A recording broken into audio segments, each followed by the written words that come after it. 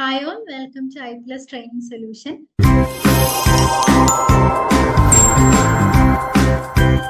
നമ്മുടെ ഇന്നത്തെ ക്ലാസ്സിലെ ടോപ്പിക് ഫുഡ് അഡിറ്റീവ്സ് ആണ്. ഓക്കെ, അപ്പൊ നമുക്ക് എന്താണ് ഫുഡ് അഡിറ്റീവ്സ് എന്നുള്ളത് നോക്കാം. അപ്പൊ food additives as non nutritive substances added intentionally to food, generally in small quantities to improve its appearance, flavour, texture and storage properties. അതായത് നമ്മുടെ ഫുഡിലേക്ക് നമ്മൾ വളരെ ചെറിയ അളവിൽ ആഡ് ചെയ്യപ്പെടുന്ന ഇന്റൻഷനലി ആഡ് ചെയ്യപ്പെടുന്ന സബ്സ്റ്റൻസസ് ആണ് ഫുഡ് അഡിറ്റീവ്സ്. എന്തിനാണ് നമ്മൾ ഫുഡ് അഡിറ്റീവ്സ് ഇങ്ങനെ ആഡ് ചെയ്യുന്നത്? ഫുഡിന്റെ കളർ അല്ലെങ്കിൽ അതിന്റെ ഫ്ലേവർ, ടെക്സ്ചർ, സ്റ്റോറേജ് പ്രോപ്പർട്ടീസ്, ഇത്തരത്തിലുള്ള പ്രോപ്പർട്ടീസ് ഒക്കെ ഇംപ്രൂവ് ചെയ്യാൻ വേണ്ടി നമ്മൾ ഫുഡിലേക്ക് ആഡ് ചെയ്യപ്പെടുന്നവയാണ് ഫുഡ് അഡിറ്റീവ്സ് എന്ന് പറയുന്നത്. ഓക്കെ, ഇനി ഫുഡ് അഡിറ്റീവ്സിന് FSSAI കൊടുത്തിരിക്കുന്ന പിന്നെ ഡെഫിനിഷൻ എന്താണെന്ന് നമുക്കൊന്ന് നോക്കാം. ഒന്ന് അറിഞ്ഞിരിക്കും, കുറച്ച് വലിയ ഡെഫിനിഷൻ ആണ്, അതിന്റെ എല്ലാ ആസ്പെക്ട്സും കവർ ചെയ്യുന്ന രീതിയിലാണ് അത് പോകുന്നത്. സോ അത് ഒരു വട്ടമെങ്കിലും നമ്മൾ വായിച്ചിരിക്കുക. Food additives may be defined as any substances not normally consumed as food by itself. അതായത് നമ്മൾ ഈ ആഡ് ചെയ്യപ്പെടുന്ന സബ്സ്റ്റൻസ് നമ്മൾ ഫുഡായിട്ട് ഡയറക്റ്റ് അത് ഫുഡായിട്ട് കൺസ്യൂം ചെയ്യുന്ന സാധനമല്ല. Or used as a typical ingredient of the food. അതും അല്ലെങ്കിൽ നമ്മളൊരു ഫുഡിന്റെ ഇൻഗ്രീഡിയന്റ് ആയിട്ട് ഉപയോഗിക്കുന്ന സാധനവും അല്ല. Whether or not it has nutritive value, അതിന് ന്യൂട്രിറ്റീവ് വാല്യൂ വേണമെന്നും നിർബന്ധമില്ല. The intentional addition of which to food for a technological purpose, അതായത് എന്തെങ്കിലും ഒരു ടെക്നോളജിക്കൽ പേർപ്പസിന് വേണ്ടി നമ്മൾ ഫുഡിലേക്ക് ഇന്റൻഷനലി ആഡ് ചെയ്യണം. എന്തൊക്കെ പേർപ്പസ്? അതായത് manufacturing, processing, preparation, treatment, packaging, transport or holding of search food results or may be reasonably expected two result. അല്ലെ, ഒന്നെങ്കിൽ ആ അഡിഷൻ കൊണ്ട് എന്തെങ്കിലും ഒരു റിസൾട്ട് ഉണ്ടാവുന്ന തരത്തിലുള്ള അഡിഷൻ, അതായത് ഇന്റൻഷനലി നമ്മൾ ആഡ് ചെയ്യാണെന്ന് അർത്ഥം. ഓക്കെ, അതല്ലെങ്കിൽ അതിന്റെ by products or its byproducts become a component of or otherwise affecting the characteristics of such food. അല്ലെ, നമ്മൾ അത് ആഡ് ചെയ്ത് കഴിഞ്ഞാൽ നമ്മുടെ ഫുഡിന്റെ ക്യാരക്ടറിസ്റ്റിക്സിനെ എഫക്ട് ചെയ്യുന്നത്. എന്നാൽ എന്താവാനും പാടില്ല? കണ്ടാമിനൻസ് ആവാൻ പാടില്ല. നമ്മൾ ഈ ആഡ് ചെയ്യുന്ന സാധനം കണ്ടാമിനൻസ് ആവാനും പാടില്ല. എന്തിനു വേണ്ടിയാണ് ആഡ് ചെയ്യുന്നത്?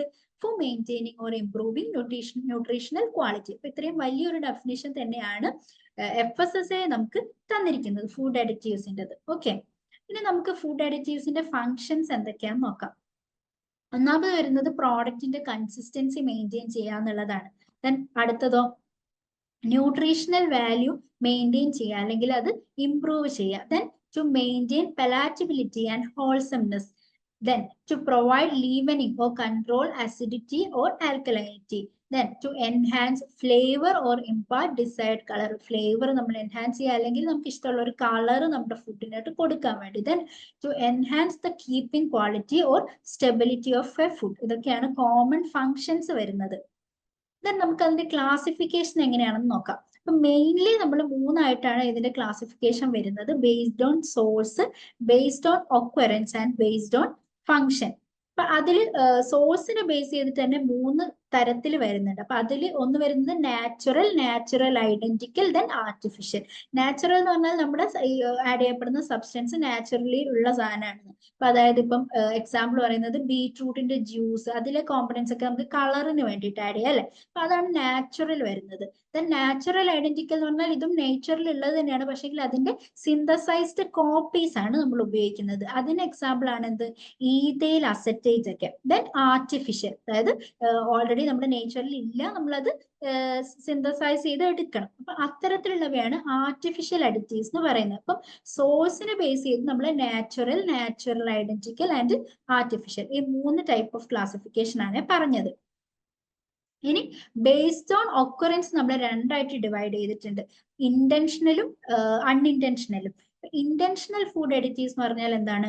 ഇത് നമ്മൾ ഈ അഡിറ്റീവ്സ് നമ്മൾ ഫുഡിലേക്ക് ഡെലിബറേറ്റ്ലി ആഡ് ചെയ്യണം, അത് വേണം എന്ന് വെച്ച് നമ്മൾ ആഡ് ചെയ്യുന്ന ടൈപ്പ് ഓഫ് അഡിറ്റീവ്സ് ആണ്. ഓക്കെ, അൺഇന്റൻഷണൽ ആണെങ്കിലോ നമുക്ക് അങ്ങനെ ഡെലിബറേറ്റ്ലി നമ്മൾ ആഡ് ചെയ്യുന്നതല്ല, ആക്സിഡന്റലി നമ്മൾ അത് അതിനകത്ത് വരുന്നതാണ്.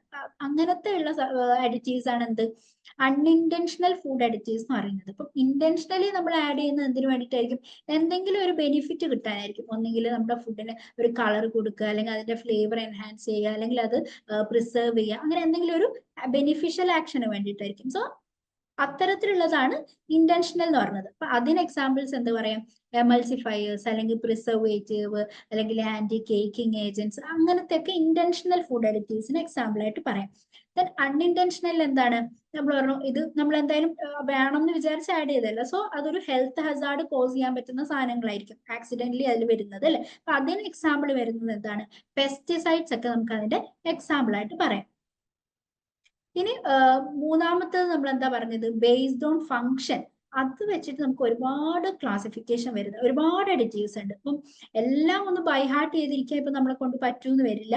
എന്നാൽ പോലും നിങ്ങൾ ഇതെല്ലാം പിന്നെ ഒരു 1-2 വട്ടം വായിച്ചിരിക്കുക. അപ്പോൾ ആദ്യം വായിക്കുന്ന സമയത്ത് നിങ്ങൾക്ക് അത് അത്രയും ഓർത്തിരിക്കാൻ പറ്റത്തില്ല. അപ്പൊ നമ്മളെ എക്സാമിന് മുന്നോടിയായിട്ട് പല തവണകളായിട്ട് നിങ്ങൾ വായിച്ചു പോവുക, റിവൈസ് ചെയ്ത് പോവുക. അതിൽ ഇമ്പോർട്ടന്റ് ആണെന്നുള്ളവ എന്ത് ചെയ്യുക, നമ്മൾ ചെറുതായി എന്തെങ്കിലും നോട്ട്സ് അങ്ങനെ എഴുതി അത് സ്റ്റിക്ക് ചെയ്ത് വെക്കുക. എന്നിട്ട് ഇടയ്ക്കിടയ്ക്ക് അതൊന്ന് വായിച്ചു പോവുക. അപ്പൊ അത്രേ നമുക്ക് ഇതിനകത്ത് ചെയ്യാൻ പറ്റും. കാരണം ഒരുപാട് ക്ലാസിഫിക്കേഷൻ ഇതിനകത്ത് വരുന്നുണ്ട്. ഓക്കെ, അപ്പൊ നമുക്ക് ക്വസ്റ്റ്യൻസ് എവിടെയെങ്കിലും വന്നു കഴിഞ്ഞാൽ ഇപ്പൊ എന്തായാലും ഓപ്ഷൻസ് ഉണ്ടാവും. അപ്പൊ നമ്മൾ ഇത് ഒരുപാട് തവണ വായിച്ചാലുള്ള ഒരു ഗുണം എന്ന് വെച്ചാൽ ഓപ്ഷൻസ് ഉണ്ടാവും, പെട്ടെന്ന് അത് മെമ്മറൈസ് ചെയ്ത് എടുക്കാനായിട്ട് പറ്റും. അപ്പൊ നമുക്ക് ഫംഗ്ഷൻ ബേസ് ചെയ്തിട്ട് എന്തൊക്കെ അഡിറ്റീവ്സ് ആണുള്ളത് നോക്കാം. അപ്പൊ അതിൽ ഒന്നാമത് വരുന്നതാണ് പ്രിസർവേറ്റീവ്സ്.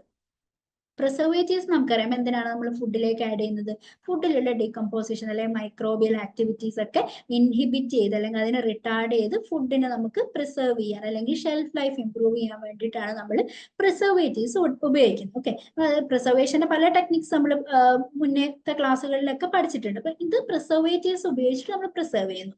ഓക്കെ, അതിൽ തന്നെ പ്രിസർവേറ്റീവ്സിന് തന്നെ 2 ടൈപ്പ് ക്ലാസിഫിക്കേഷൻ വരുന്നുണ്ട്, ഡിവൈഡഡ് ഇൻറ്റു 2. അതിൽ ഒന്ന് വരുന്നത് class 1 preservatives, then class 2 preservatives.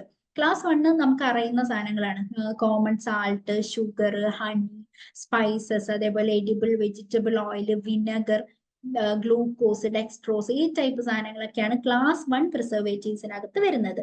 ഇനി ക്ലാസ് 2 പ്രിസർവേറ്റീവ്സിന് എക്സാമ്പിൾ ഏതൊക്കെയാന്ന് നോക്കാം.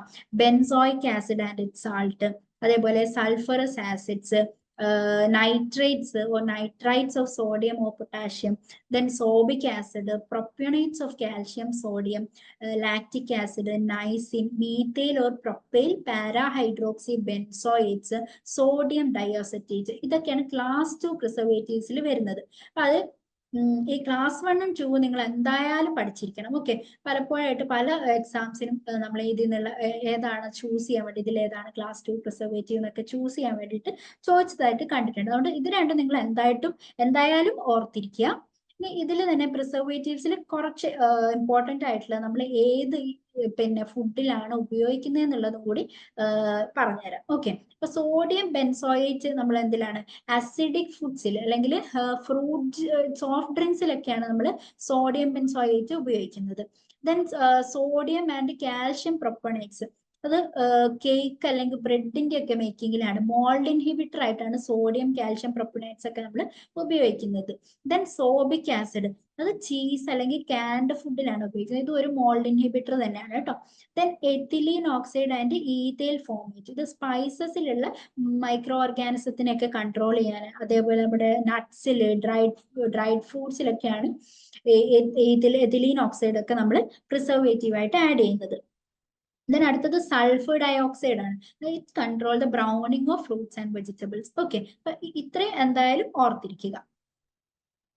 ഞാൻ പറഞ്ഞു ഒരുപാട് ടൈപ്പ് അഡിറ്റീവ്സ് വരുന്നുണ്ട്. അപ്പൊ അഡിറ്റീവ്സിന്റെ എന്തൊക്കെ ക്ലാസ്സസ് ഒക്കെയാണ് വരുന്നത് നമുക്ക് നോക്കാം. അതേപോലെ അതിന്റെ ഫംഗ്ഷനും അതിൽ ഏതൊക്കെയാണ് അഡിറ്റീവ്സ് ഉപയോഗിക്കുന്നത്, ഏത് ഫുഡിലാണ് നമ്മൾ കോമൺ ആയിട്ട് ഇത് ഉപയോഗിക്കുന്നത് എന്നുള്ളതുമാണ് ഇനി പറയാൻ പോകുന്നത്. അപ്പൊ ഞാൻ പറഞ്ഞ പോലെ ഇത് ഒരുപാട് വരുന്നുണ്ട്. അപ്പൊ നമ്മൾ ചെയ്യേണ്ട കാര്യം എന്ന് വെച്ചാൽ പല തവണയായിട്ട് വായിച്ചു പോവുക. ഓക്കെ, മൊത്തത്തിൽ ഒരു ദിവസം ഇരുന്ന് നമുക്കിത് ബൈഹാർട്ട് ചെയ്യാനായിട്ട് പാടായിരിക്കും. അതുകൊണ്ട് പല തവണകളായിട്ട് നിങ്ങൾ വായിച്ചു പോവുക. ഓക്കെ, അപ്പൊ ആദ്യത്തെ നമുക്ക് നോക്കാം, ആന്റി കേക്കിംഗ് അല്ലെങ്കിൽ ഫ്രീ ഫ്ലോയിങ് ഏജന്റ്സ്. ഇതാണ് ഒരു ക്ലാസ് വരുന്നത്. എന്തിനാണ് ഈ ആന്റി കേക്കിംഗ് ഏജന്റ്സ് ഒക്കെ നമ്മൾ ഉപയോഗിക്കുന്നത്? നമ്മൾ ഈ ഇൻസ്റ്റന്റ് മിക്സിലൊക്കെയാണ് നമ്മൾ ഇത് ഈ ടൈപ്പ് ഓഫ് അഡിറ്റീവ്സ് ഉപയോഗിക്കുന്നത്. അപ്പൊ അതിനകത്തുള്ള ലംപിങ് അല്ലെങ്കിൽ കേക്കിംഗ് ഒക്കെ പ്രിവെന്റ് ചെയ്യാനായിട്ടാണ് ഇത് ഉപയോഗിക്കുന്നത്. എങ്ങനെയാണ് അത് പ്രിവെന്റ് ചെയ്യുക? അതിനകത്തുള്ള മോയ്സ്ചർ അബ്സോർബ് ചെയ്തിട്ടാണ് നമുക്ക് അത് ചെയ്യാൻ പറ്റുക. ഓക്കെ, അപ്പൊ അതിലുള്ള കെമിക്കൽ സബ്സ്റ്റൻസ് എന്തൊക്കെയാന്ന് നോക്കാം. Carbonates and phosphates of calcium and magnesium, silicates of calcium, magnesium, aluminum and sodium, silicon dioxide and aluminum, calcium, potassium, sodium or ammonium salts of myristic acid, അതേപോലെ മെരിസ്റ്റിക് ആസിഡ്, പാമിറ്റിക് ആസിഡ്, അതേപോലെ stearic acid ഒക്കെ. Okay, അപ്പൊ ഏതിലാണ് നമ്മൾ ഇത് ഉപയോഗിക്കുന്നത്? Table salt അല്ലെങ്കിൽ instant മിക്സിലൊക്കെയാണ് നമ്മൾ ആന്റി കേക്കിംഗ് ഏജൻസ് ഉപയോഗിക്കുന്നത്. അപ്പോൾ അതിന്റെ പെർമിറ്റഡ് റേഞ്ച് വരുന്നത് 2% ആണ്. ഇതിൽ ടേബിൾ സാൾട്ടിന്റെ ഈ നമ്പർ ഒന്ന് ഓർത്തിരിക്കുക, E552 ആണ്. എന്താണ് ഈ നമ്പേഴ്സ് ഞാൻ വഴിയെ പറയാം, നമ്മൾ ഈ ക്ലാസ്സിൽ ഡിസ്കസ് ചെയ്യുന്നുണ്ട്. ഈ നമ്പർ ഞാനിവിടെ നിങ്ങൾ ഇത് പഠിക്കുന്ന സമയത്ത് ഓർത്തിരിക്കാൻ വേണ്ടിയാണ് ഇതിൽ ആഡ് ചെയ്തിരിക്കുന്നത്. സാൾട്ടിന് E552 ആണ്. Then anti microbial agents. Anti microbial agents എന്തിനാണ് ഉപയോഗിക്കുന്നത്? ഇപ്പൊ ഫുഡിൽ വളരുന്ന ബാക്ടീരിയ, മോൾഡ്, ഫംഗൈ, ഈസ്റ്റിന്റെ ഒക്കെ ഗ്രോത്ത് പ്രിവെന്റ് ചെയ്യാനായിട്ടാണ് ആന്റി മൈക്രോബിയൽ ഏജൻസ് നമ്മൾ ഉപയോഗിക്കുന്നത്. അപ്പൊ അതിലെ എക്സാമ്പിൾസ് ആണ് benzoic acid, esters of para hydroxy benzoic acid, ortho chloro benzoic acid, salicylic acid, then sulphate, sodium benzoate and sorbic acid ഒക്കെ ഈ ഒരു ക്ലാസ്സിൽ വരുന്നതാണ്. അപ്പൊ ഈ ആന്റി മൈക്രോബിയൽ ഏജൻസ് നമ്മൾ കൂടുതലായിട്ട് ഉപയോഗിക്കുന്നത് സ്ക്വാഷസ്, അതേപോലെ ക്രഷസിലൊക്കെ ആയിട്ടാണ്. എന്താണ് ആന്റി ഓക്സിഡൻസ്? ആന്റി ഓക്സിഡൻസ് എന്തിനാണ് ഉപയോഗിക്കുന്നത്? അതായത് ഓക്സിജനുമായിട്ടുള്ള എക്സ്പോഷർ തടയാനായിട്ടാണ്. അങ്ങനെ ഓക്സിജനുമായിട്ട് എക്സ്പോഷർ വന്നു കഴിഞ്ഞാൽ ഫുഡിൽ സാധാരണയായിട്ട് ഉണ്ടാകുന്ന ചേഞ്ച് എന്താണ്? ട്രാൻസിഡിറ്റി അല്ലെങ്കിൽ ഡിറ്റീരിയേഷൻ ഒക്കെയാണ് സംഭവിക്കുന്നത്. അപ്പൊ അതുവഴി ഫുഡിന്റെ കളർ അല്ലെങ്കിൽ ഫ്ലേവറിലൊക്കെ ചേഞ്ച് വരുന്നു അല്ലെ. അപ്പൊ അത് പ്രിവെന്റ് ചെയ്യാനായിട്ടാണ് നമ്മൾ ആന്റി ഓക്സിഡൻസ് ഉപയോഗിക്കുന്നത്. ഓക്കെ, അതിൽ വരുന്ന ക്ലാസിഫിക്കേഷൻ എന്തൊക്കെയാണ്? Lecithin, vitamin C and tocopherols, citric acid, tartaric acid, gallic acid ഒക്കെ ഈ ഒരു കേസിൽ വരുന്നതാണ്. അതേപോലെ ഓർത്തിരിക്കാനായിട്ടുള്ളത് BHA ഒക്കെ, ബ്യൂട്ടൈലേറ്റഡ് ഹൈഡ്രോക്സി അനിസോൾ ഒക്കെ, അതൊക്കെ 0.02% ആണ് നമ്മൾ ആഡ് ചെയ്യുന്നത്. അപ്പം ഇത് ഏതൊക്കെ ഫുഡിലാണ് നമ്മൾ ആഡ് ചെയ്യുന്നത്? Dry mix, rasgullas, vada, ghee and butter, edible oils and fat. കൂടുതലായിട്ടും ആന്റി ഓക്സിഡന്റ് എന്ന് പറയുമ്പോൾ നമുക്ക് എന്തായാലും അറിയാം, ഓയിൽ, ഫാറ്റ്, ഇതിലൊക്കെയാണ് റാൻസിഡിറ്റി ഒക്കെ നടക്കുന്നത് അല്ലെ. അപ്പൊ ആ ടൈപ്പ് ഓഫ് ഫുഡിലാണ് നമ്മൾ ആന്റി ഓക്സിഡൻസ് ഉപയോഗിക്കുന്നത്. ഇനി അടുത്ത ക്ലാസ് നമുക്ക് നോക്കാം കളേഴ്സ് ആൻഡ് അഡ്ജങ്ക്ട്സ് ആണ്. അതായത് എന്താണ്, നമുക്ക് ഫുഡിന് എന്തെങ്കിലും ഒരു കളർ എൻഹാൻസ് ചെയ്യാൻ വേണ്ടിയിട്ട് അല്ലെങ്കിൽ പുതിയൊരു കളർ കൊടുക്കാൻ വേണ്ടിയിട്ട് എൻഹാൻസ് ചെയ്യാനായിട്ടാണ് കളേഴ്സ് നമ്മൾ ഉപയോഗിക്കുന്നത്. അപ്പൊ അതിൽ എക്സാമ്പിൾസ് പറയുന്നത് അനാറ്റോ, കാരോട്ടിൻ, കൊഹിനൽ, ക്ലോറോഫില്ല്, നൈട്രേറ്റ്സ് ഒക്കെയാണ്. അപ്പൊ അതിൽ സിന്തറ്റിക്കും വരുന്നുണ്ട്, അതേപോലെ നാച്ചുറലും വരുന്നുണ്ട് കളേഴ്സിൽ. ഇപ്പൊ നാച്ചുറലിലാണ് നമ്മൾ ഈ ക്ലോറോഫിൽ, അനാറ്റോ, കരോട്ടിൻ ആ ഒരു പോർഷൻ വരുന്നത്. ഇനി താഴെയുള്ള കളേഴ്സ് കണ്ടോ, ഈ കളറൊക്കെ കൊടുക്കാൻ വേണ്ടി, അതായത് റെഡ്, യെല്ലോ, ബ്ലൂ, ഗ്രീൻ ഒക്കെ കൊടുക്കാനായിട്ടുള്ള ക്ലാസ് ആണ് ഇവിടെ കൊടുത്തേക്കുന്നത്. അപ്പൊ റെഡിൽ 0.24 R, പിന്നെ കാർമോയിസിൻ, എറിത്രോസിൻ ഒക്കെയാണ് റെഡ് കളർ കൊടുക്കാനായിട്ട്. ഈ കളർ ഏതൊക്കെ, എന്ത് കോമ്പൗണ്ട് ആണ് ആ കളർ കൊടുക്കുന്നത് എന്നുള്ളത് എന്തായാലും നിങ്ങൾ പഠിച്ചിരിക്കണേ. പിന്നെ yellow tartrazine, sunset yellow FCF, blue ആണെങ്കിൽ indigo carmine, brilliant blue FCF, green fast green FCF. ഇതെന്തായാലും ഓർത്തിരിക്കണം ഈ ഒരു പോർഷൻ. അതിൽ തന്നെ ഞാൻ ഈ നമ്പേഴ്സും കൂടി ആഡ് ചെയ്തിട്ടുണ്ട്. ഓക്കെ, ഇതിൽ E124 ആണ് 0.0 വരുന്നത്. ദെൻ കാർമോയിസിൻ വരുന്നതാണ് E122. ദെൻ എറിത്രോസിൻ വരുന്നു E127. പിന്നെ യെല്ലോയിൽ നമ്മൾ സൺസെറ്റ് യെല്ലോ ഓർത്തിരിക്കുക. സൺസെറ്റ് യെല്ലോ FCFന്റെ ഈ നമ്പർ E110 ആണ്. ബ്ലൂയിൽ നമുക്ക് ബ്രില്യൻ ബ്ലൂ FCF, ഇത് എന്തായാലും ഓർത്തിരിക്കുക. ഇതിൽ ഈ നമ്പർ വരുന്നത് E133 ആണ്. ദെൻ ഫാസ്റ്റ് ഗ്രീൻ FCFന്റെ ഈ നമ്പർ എന്താണ്? E143. അപ്പൊ ഇത്രയാണ് ഈ കളേഴ്സ് കൊടുക്കാൻ വേണ്ടി നമ്മൾ ഉപയോഗിക്കുന്ന അഡിറ്റീവ്സ്.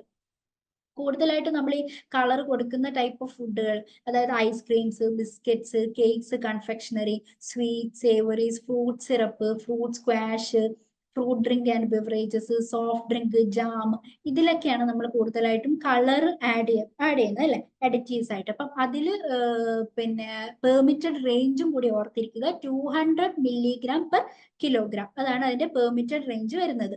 ഓക്കെ, ഇനി ഉള്ളത് ക്യൂറിംഗ് ആൻഡ് പിക്ലിംഗ് ഏജന്റ് ആണ്. നമ്മൾ കൂടുതലായിട്ടും മീറ്റിലാണ് അല്ലെ ക്യൂറിംഗും പിക്ലിംഗ് ഒക്കെ വരുന്നത്. അപ്പോൾ എന്തിനായിരിക്കും?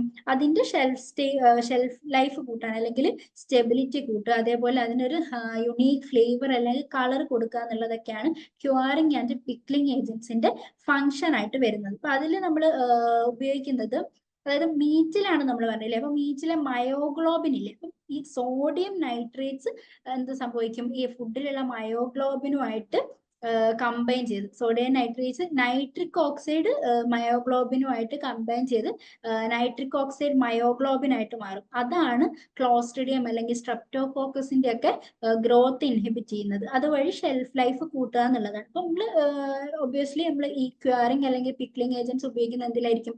മീറ്റിലാണെന്ന് ഓർത്തിരിക്കുക. ദെൻ അടുത്തത് എന്താണ് ക്ലാസ് വരുന്നത്? എമൾസിഫയേഴ്സ് ആണ്. എമൾസിഫയേഴ്സ് എന്തിനാണ്? ഓയിൽ വാട്ടർ സെപ്പറേഷൻ അല്ലെ, അത് പ്രിവെന്റ് ചെയ്യാൻ വേണ്ടിയിട്ടാണ് എന്ത് നമ്മൾ ഉപയോഗിക്കുന്നത്? എമൾസിഫയേഴ്സ് ഉപയോഗിക്കുന്നത്. It provide surface wetting, lubrication and viscosity change in combination with thickness and fat. They give a smooth pleasing sensation in the mouth. അല്ലെ, എമൾസിഫയേഴ്സ് നമ്മൾ തിക്നെസ്സിന് കൂടെയൊക്കെയാണ് കൂടുതലായിട്ടും ആഡ് ചെയ്യപ്പെടുന്നത്. അതൊരു കോമ്പിനേഷൻ ആയിട്ട് ആഡ് ചെയ്യാം. ഇതിന് വേണ്ടിയിട്ട് നമ്മൾ ഒരു സ്മൂത്ത് പ്ലീസിങ് സെൻസേഷൻ കിട്ടാനായിട്ട്. ഓക്കെ, അതിൽ വരുന്നത് എന്താണ്? Ammonium phosphatides, lecithin, sorbitus and polyoxyethylenes in combination with fatty acids. ഈ ഒരു കോമ്പിനേഷൻ ആണ് നമ്മൾ എമൾസിഫയർ ആയിട്ട് ഉപയോഗിക്കുന്നത്. കൂടുതലായിട്ടും ചോക്ലേറ്റ് മേക്കിങ്ങിനും ചീസ് മേക്കിങ്ങിനും ആ ഒരു സമയത്തൊക്കെയാണ് നമ്മൾ എമൾസിഫയേഴ്സ് ആഡ് ചെയ്യുന്നത്. പിന്നെ അടുത്തത് എന്താണ്? ഫേമിംഗ് ഏജൻസ് ആണ്. ഫേമിംഗ് ഏജൻസ് എന്തിനാണ്? അത് കൂടുതലായിട്ടും നമ്മൾ ക്യാൻഡ് ഫുഡിലാണ് ഉപയോഗിക്കുന്നത്. അതിന്റെ ടെക്സ്ചർ റിട്ടൈൻ ചെയ്യാൻ വേണ്ടിയിട്ടാണ്. ഫ്രൂട്ട്സിന്റെയും വെജിറ്റബിൾസിന്റെയും ഒക്കെ അതിലുള്ള കെമിക്കൽ സബ്സ്റ്റൻസ് വരുന്നത് കാൽഷ്യം കാർബണേറ്റ്, അതേപോലെ sodium aluminium sulphates, calcium citrate ഒക്കെയാണ്. ഓക്കെ, അപ്പൊ അതിൽ എക്സാമ്പിൾ വരുന്നത് ക്യാൻഡ് ടൊമാറ്റോസ്. കൂടുതൽ നമ്മൾ ജനറൽ ആയിട്ട് ക്യാൻഡ് ഫ്രൂട്ട്സ് ആൻഡ് വെജിറ്റബിൾസ് എന്ന് ഓർത്തിരിക്കുക. Firming agents. Then flavour enhancers. Flavour enhancers എന്ന് പറയുന്നത് എന്താണ്?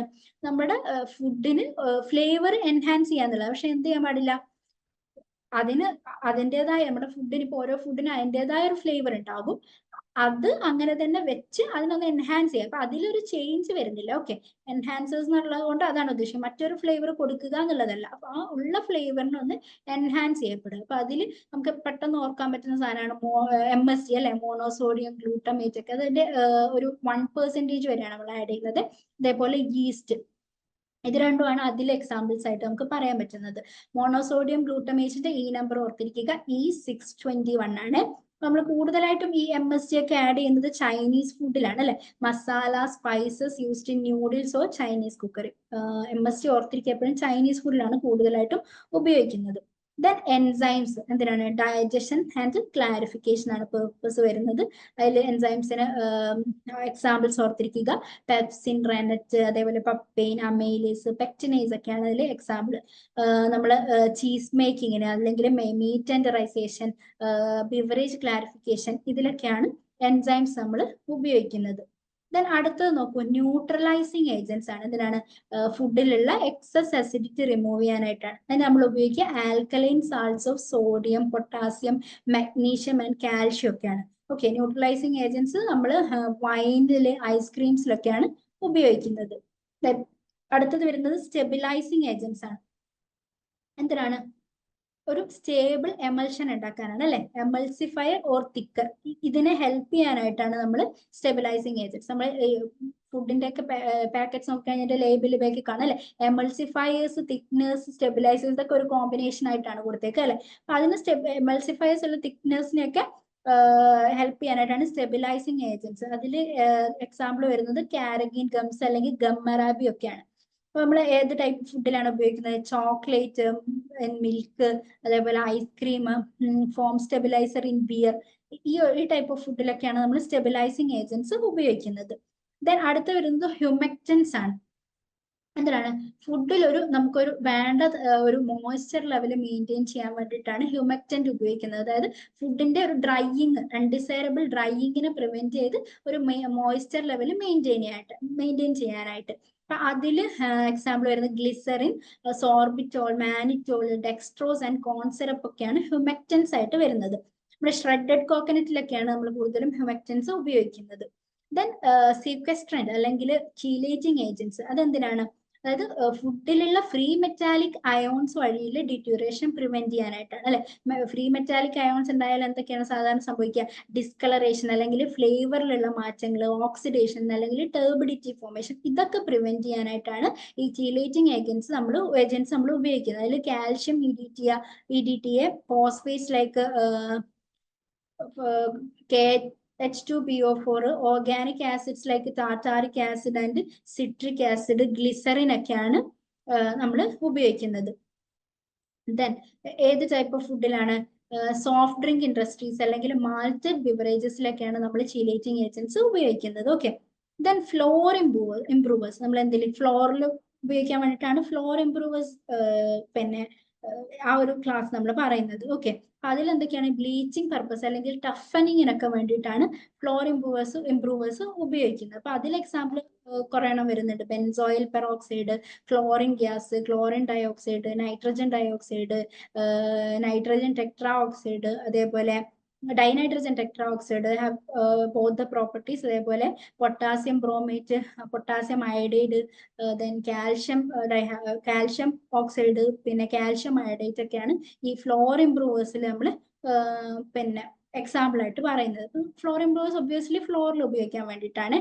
ഇനി flavouring agents and adjuvants. Flavouring agents എന്ന് പറയുന്നത് നമുക്ക് ഒരു ഏതെങ്കിലും ഒരു പെർട്ടിക്കുലർ ടേസ്റ്റ് അല്ലെങ്കിൽ ഒരു അരോമ നമുക്ക് ഒരു ഫുഡിൽ കൊടുക്കാൻ വേണ്ടിയിട്ടാണ് ഫ്ലേവർ ഏജൻസ് ഉപയോഗിക്കുന്നത്. ഫ്ലേവർ എൻഹാൻസേഴ്സ് ആണ് നമ്മൾ നേരത്തെ പറഞ്ഞ ഞാൻ പറഞ്ഞു.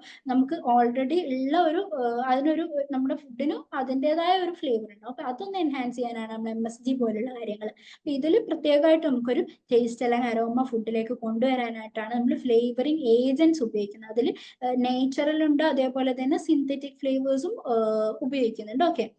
Basically they are aldehydes, ketones, അതേപോലെ hydroxy and esters or etheric in nature ആണ് ഈ ഫ്ലേവറിങ് ഏജൻസ് എന്ന് പറയുന്നത്. അപ്പൊ നമ്മളത് കൂടുതലായിട്ടും സോഫ്റ്റ് ഡ്രിങ്ക്സ്, കൺഫെക്ഷണറി, ചൂയിങ്കത്തിലൊക്കെയാണ് അല്ലെ. അപ്പൊ അതിനൊരു ഫ്ലേവർ ഇല്ല. നമ്മൾ എന്ത് ഫ്ലേവർ ആണോ ആഡ് ചെയ്യേണ്ടത് ആ ടൈപ്പ് ഓഫ് സാധനം നമ്മൾ അതിൽ കൊടുക്കണം.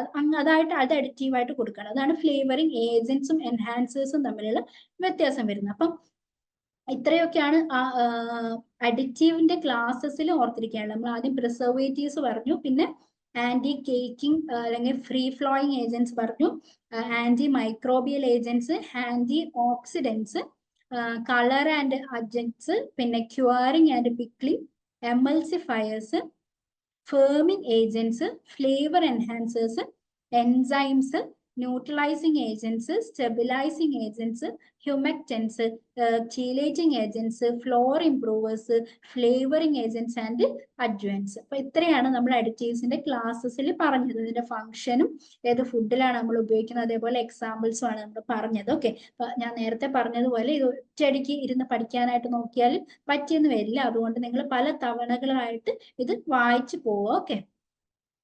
ഞാൻ നേരത്തെ നമ്മുടെ സാൾട്ടിന്റെ ആണെങ്കിലും MSGയുടെ ഒക്കെ ആണെങ്കിലും നമ്പേഴ്സ് ഓർത്തിരിക്കാനായിട്ട് പറഞ്ഞു. അപ്പൊ എന്താണ് നമ്പർ എന്ന് പറയുന്നത്? അതായത് EFSA എന്ന് പറഞ്ഞാൽ എന്താണ്? യൂറോപ്യൻ ഫുഡ് സേഫ്റ്റി അതോറിറ്റി ആണ്. അപ്പൊ അവര് നമ്മുടെ ഈ അഡിറ്റീവ്സ് ഇവാലുവേറ്റ് ചെയ്ത് അത് അപ്രൂവ് ചെയ്തിട്ടുണ്ട്. അപ്പൊ അത്തരത്തിലുള്ള അഡിറ്റീവ്സിന് അവർ നമ്പേഴ്സ് കൊടുത്തിട്ടുണ്ട്. ഓക്കെ. അപ്പൊ അതിനെയാണ് നമ്മൾ നമ്പർ എന്ന് പറയുന്നത്. ഇവാലുവേറ്റ് ചെയ്ത് അപ്രൂവ് ചെയ്യപ്പെട്ടിട്ടുള്ള അഡിറ്റീവ്സ്. ഓക്കെ. അതിൽ നമ്പേഴ്സ് ഉണ്ടാവും. EFSA എന്താന്ന് ഓർത്തിരിക്കുക? European food safety authority. അപ്പൊ അതിൽ നമ്മളെ ഫുഡ് അഡിറ്റീവ്സിന്റെ നമ്പേഴ്സ് നമുക്കൊന്ന് നോക്കാം. അതിൽ ആദ്യം colour E100 to E199. Okay. ഇത് എന്തായാലും പഠിച്ചിരിക്കണേ. നമ്മൾ ഇതിൽ ഏതെങ്കിലും ഒന്ന് ചോദിക്കാനുള്ള ചാൻസ് ഉണ്ട്. Colour E100 to E199. Then preservatives E200 to 299. Anti oxidants and acidity regulators ഏതിലാണ് വരുന്നത്? E300 to E399. Then thickeners, stabilisers, emulsifiers, ഇതൊക്കെ ഒരു കാറ്റഗറി ആയിട്ടാണ് പോകുന്നത്. E400 to 499. Then anti caking agents E500 to 599. Flavour enhancers E600 to 699. Antibiotics E700 to 799. Then glazing agents and sweeteners അത് 900 to 999. Then additional chemicals എല്ലാം കൂടി 1000 to 1599 ഈ ഒരു റേഞ്ചിലാണ് വരുന്നത്. അപ്പൊ നമ്പേഴ്സും ഓരോ ഫുഡ് അഡിറ്റീവ്സിന്റെ നമ്പേഴ്സ് എന്തായാലും പഠിച്ചിരിക്കുക. ഇനി നമുക്ക് ഇതിൽ പഠിക്കാനുള്ള ടേമാണ് ഗ്രാസ്. ഗ്രാസ് എന്ന് പറഞ്ഞാൽ എന്താണ്? Generally recognised as safe. FDA 1958 grass മുന്നോട്ട് വെക്കുന്നത്. ഗ്രാസ് എന്ന് പറഞ്ഞാൽ എന്താന്ന് ഓർത്തിരിക്കുക? Generally recognised as safe. Grass substance are those substances whose use is generally recognized by experts as safe based on their extensive history of use in food or based on published scientific evidence. അല്ലെ, FDA ഇത് കൊണ്ടുവന്ന് എങ്ങനെയാന്ന് വെച്ചാൽ നമ്മൾ ഈ നമ്മൾ ഇതിൽ ഫുഡിലേക്ക് add ചെയ്യുന്ന അഡിറ്റീവ്സ് ഉണ്ടല്ലോ, ഈ സബ്സ്റ്റൻസ് നമുക്ക് സേഫ് ആണോ എന്ന് അറിയണം അല്ലെ.